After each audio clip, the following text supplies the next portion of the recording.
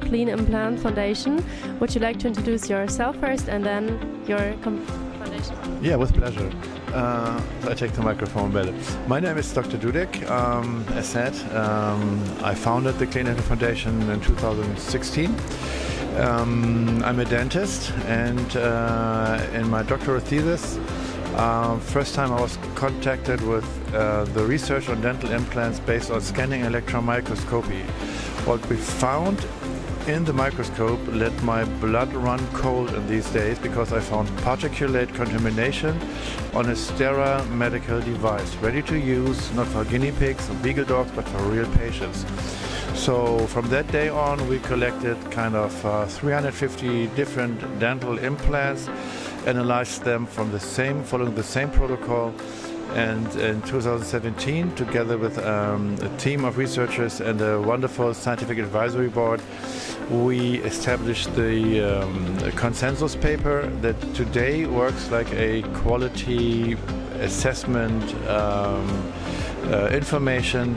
So we have already some 15 implant types based on a random selecting group of implants. We need 5 implants, again randomly selected, and then analyzed under the same protocol with SEM and EDX. So these are elemental analysis.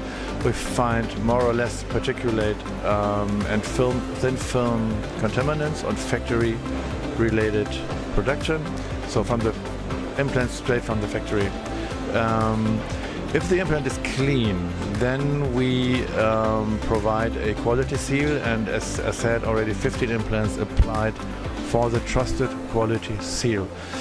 Every year we collect some 120 implants for a quality assessment study, so our database is growing every day. What we can provide to every practitioner is the information that if they send us an email, we look into our treasure of data, and we can at least give a thumbs up, thumbs down if an implant based on a single type is clean or has room for improvement. Or on the other hand, if they want to be real sure and want to have the information that, again, 5 implants, so batch spanning quality, retested every 2 years, so we have a constant level of quality, then it's easy to go on www.cleanimplant.org. But what actually qualifies an implant? Like, what tests do you do? How do you know? Yeah, so under the microscope, it's not a light microscope, it's a scanning electron microscope, meaning we're going down to the micron level, even the sub-micron level down. So we could see particles on the implant that are so small that they are most likely be taken up by phagocytosis. So the chain, let's say the first domino stone of periimplantitis is much often these particulate contaminants, as they are smaller than 8 micron, big enough for phagocytosis. We have macrophages releasing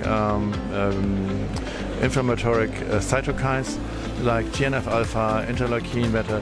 So we see as a follow-up of a contamination, a foreign body reaction leading to degradation of bone and degradation of soft tissue. And this is the beginning, I call it the first domino stone of periimplantitis. Long story short,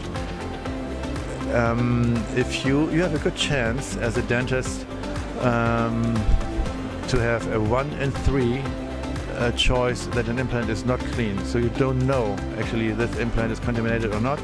So testing 100 implants, we see again and again and again that 30% of the implants show significant contaminants, even toxic remnants leading to cell death. Like DBSA is a surfactant, very aggressive, rated as toxic by the American EPA.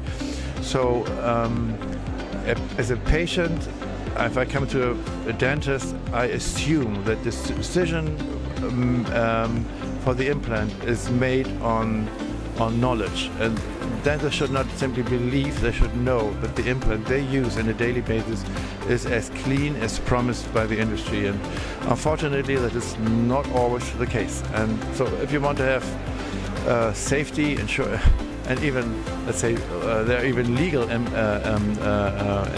as in the US Quite often implants love not to pay the bill and try to sue the doctor for anything.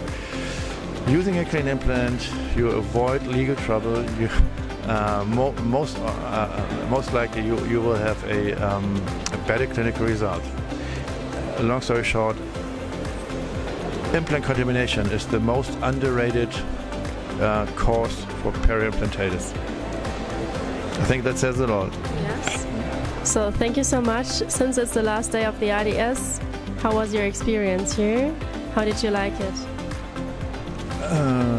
I'm an IDS junkie, honestly. I love to be on the IDS because we get in contact with manufacturers, with contract manufacturers, with legal manufacturers, and most of all with dentists who come to our booth and say, "Doctor, thank you, God bless you for taking care for better quality in the market. An implant system nearly ruined my practice." A guy from London. So it is like we get feedback from the field, from the GP, from the general practitioner, and from the industry that with our work we are not toxic. We can give a solution, even if we have some findings in our research using SEM and other techniques. We can give advice to the companies to get better. I mean, every patient deserves a clean implant. So IDS is our framework, is our booth here to find better information and for us reconfirmation that we are on the right track.